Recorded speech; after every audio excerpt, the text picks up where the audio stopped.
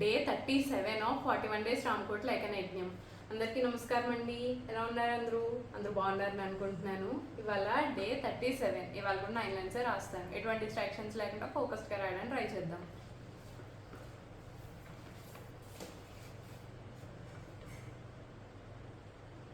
శ్రీరామ శ్రీరామ శ్రీరామ శ్రీరామ శ్రీరామ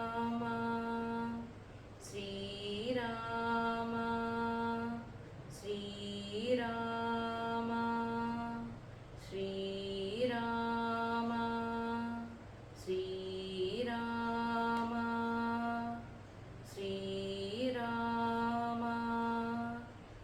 శ్రీరామ శ్రీరామ శ్రీరామ శ్రీరామ.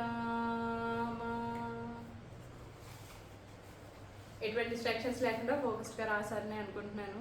ఉంటానండి, మళ్ళీ రేపు కలుసుకుందాం.